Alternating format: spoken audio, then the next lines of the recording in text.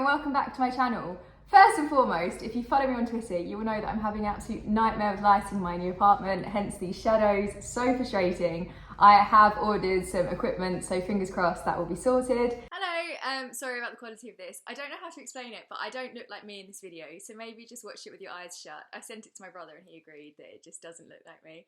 I don't know what happened, it's the lighting, but we will get it sorted. In terms of this game week, I am so happy with how it's gone. It's the first game week where it hasn't started off terribly and then I've been saved by Haaland or someone. I'm really happy with my 71 points. We will have a look at my team in a second, but first, if you haven't subscribed yet, please do. I am about 10 subscribers away from 1,500, so please help me get there faster by clicking that subscribe button. Also, good news, I hit over 1,500 subscribers, so get me on the road to 2,000 because we just seem to be snowballing towards it. Thank you so much for the support, I really appreciate it. And now into this video. Here is the team, 71 points. My overall rank is now 193,616, which is fantastic. I've got one free transfer to think about for game week 11. Let's start with the keeper. After Ward's decent performance last week, I think I was feeling quite optimistic for him and I didn't want to miss out again. So I went for Ward in goal. He only secured me 1 point. I was slightly nervous going for Pope because I already had Trippier in defence and I thought if Brentford scored a goal, there goes my clean sheet, plus losing a point for conceding a goal. So I thought Ward might be the best bet to go for. Thankfully, there was only 1 point difference in it, so it's not the end of the world. I think I would probably resort back to Pope next week. But I mean, I took a nice punt. It didn't pay off this week. Looking at my defence, Cancelo, my goodness, how happy was I watching that Man City game? So happy. 18 points, absolutely massive. This is where sometimes it's quite frustrating that we all default to captaining Haaland. This could have been one where if Haaland wasn't an absolute machine, I would have gone for Cancelo and secured 36 points, but never mind, these things happen. I might need to get a little bit braver, but I just don't think I am. Scored a goal, got an assist, kept a clean sheet, obviously got those bonus points too. It's so frustrating knowing that City have got the blank game week coming up in game week 12 because City are my strongest players on my team. So I have no idea how I'm going to navigate this situation. It's going to be interesting this week seeing them against Liverpool. Liverpool obviously aren't playing very strongly at the moment, so I think it's going to be a City win. But I still think it could be a tough one. There could be some surprises. This could be where Liverpool have some massive comeback. I don't know. But I know that I'm not bringing Salah back in because I am City premiums all the way. Trippier, again, very consistent, isn't he? He's only had 2 game weeks where he's been below 5 points. And in my previous video, I said, I really like having players on my team that just consistently get around 5 points each game and then they're slowly building up the points. But 7 points I'm pleased with. He got the assist and I tell you, I was shouting. I was so excited. Such an amazing performance against Brentford. Such a great game to watch. Really happy with Trippier. So again, he will be staying. And he is one of my few players that doesn't have a blank game week 12. And he's against Everton that week, so I'm expecting big things. On the more disappointing side, Rhys James. He is like 2 different players. Absolutely amazing, nails it. Him and Mason Mount. Although I said, I think 2 videos ago, Mason Mount may have a resurgence now, and he got 2 assists in this game. I am so happy for the man. I don't think I'm going to be bringing him in anytime soon, but if he continues with this trajectory, then 100% Mount is coming into my team. Rhys James, it breaks my heart to say this because I think he's such an amazing player, but I'm finding it hard to justify keeping him on my team. £6.1 million isn't the absolute worst breaking the bank, but we just haven't seen that much from him. He started off so strong, had a bad game week, Leicester, great, and then since then, 4 points in the last 4 game weeks, although against Southampton it wasn't actually his fault because he wasn't playing, but still, it's really annoying. Looking at Chelsea's fixtures coming up, they have Villa, Brentford, Manchester United. Hopefully this week against Villa we'll see a bit more from Rhys James. I'm really hoping so. And Villa's performance last night against Forest, I'm not expecting Villa to be incredible, to be honest. So hopefully we will see a bit more from Rhys James, but I think if by game week 13 he's not pulling it out of the bag, I may have to reconsider Rhys James on my team, which breaks my heart, but I'm just not getting the output that I'm wanting. De Bruyne, 6 points. As I said, I'm really happy with players that just consistently get the points in. So as long as it's 5 and above, it's more than I can ask for. And we know that De Bruyne is capable of so much more, but 6 points I'm happy with. Again, got an assist, a clean sheet. I mean, who didn't help out in some way in Man City securing those goals?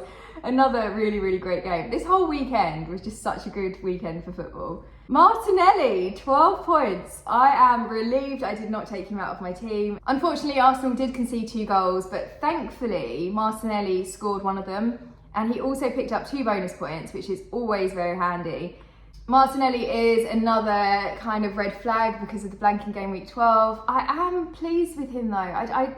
I'm reluctant to put him out of my team because again, there is that consistency. And when he scores big, 12 points and 10 points, that is a lot more than a lot of people on my team are doing. So I would be reluctant to get rid of him. May potentially transfer him out just for the week, but then is that a waste of transfers? I don't know. We'll have to see what the team is looking like by game week 12. Madison just sums up playing fantasy football. Last week, 18 points. This week, 1 point.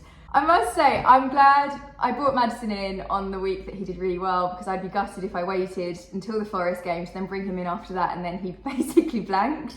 But the thing is, if you look at total points, he's on 48 points, and if he is one of those ones that is a really big hitter in some games and not so much in others, it kind of balances out keeping him. And then the next couple of fixtures look really good up until City. I think game week 14 we will probably have to remove Madison because Leicester, let's face it, they're the bottom of the table now. They're not doing fantastically. But we'll see how we get on for the next couple of game weeks. And I am very limited, again with the bank game week 12, in what I can do with my transfers. Andreas, the man of the week. I did not see this coming. I was building furniture at the time, had the TV on in the background, and then they just said that Fulham scored a goal and it was Andreas, and I could not believe my eyes. I was on Twitter, I was refreshing, amazing. I know there's some controversy around it, but for Fantasy Premier League reasons, I am taking it.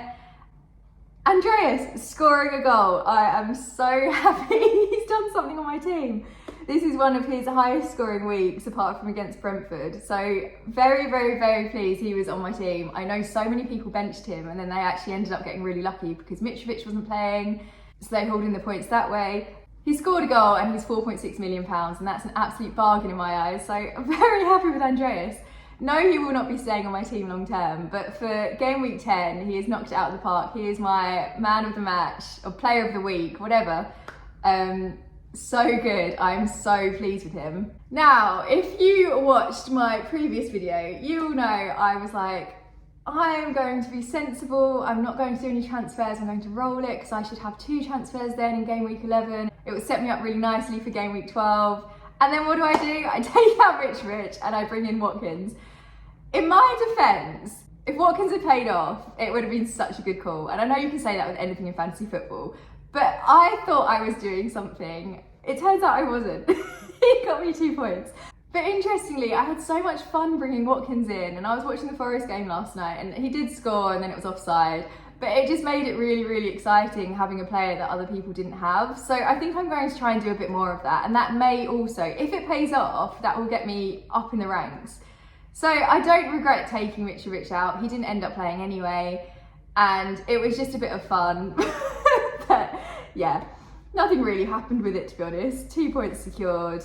What more can you say? Haaland as captain. Again, poor Haaland. We've got such high expectations for him that 6 points is like, oh, he only scored 1 goal this week. But still, it's still 6 points. He didn't blank, which is really good. I mean, can you imagine Haaland ever blanking? It's just not going to happen. He's not programmed in that way.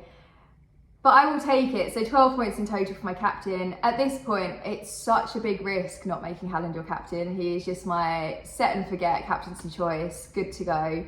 Apart from game week 12. Game week 12 is going to be a stressful one. And then Tony, finally seeing something from him since I transferred him in. He scored a goal. Delightful stuff. And the only goal Brentford scored. So hats off to you, Tony. You did your team proud. I'm so, so pleased for you.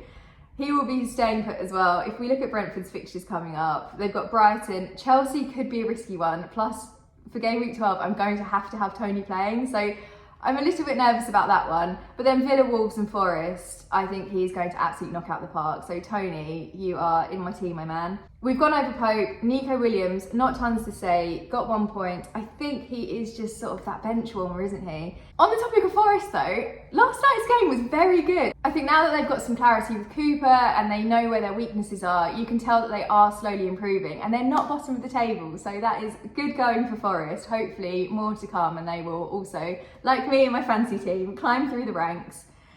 Now, This is the benching headache, especially, you know what I'm going to say, ahead of game week 12. Gordon and Emerson, both suspended. Gordon for not so long, suspended until the 19th of October, and then Emerson until the 23rd. So Gordon is 5.5 million and Emerson is 5 million. There is something I can do financially with them. There is a bit to play around with there. On the positive side, Gordon will be back by game week 12, but as it stands, Emerson also won't be able to play in game week 12. So this is where my headache comes in, and I'm basically going to have a redundant bench for game week 12. So fingers crossed, all the players I pick do actually start.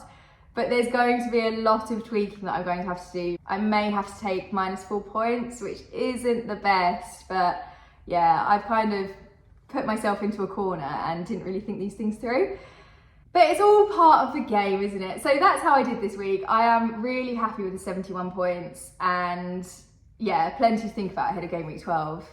And this lighting is so annoying, I'm so sorry. So there you have it, that is how I did. I think the sensible thing for me to do ahead of game week 12 is to roll my transfer. I probably won't because I get impatient, but I will upload a video on Thursday outlining my team plans and my formation, who I'm going to put on the bench. This week, not putting Andreas on the bench really paid off, so it's definitely worth thinking a little bit harder about my bench situation.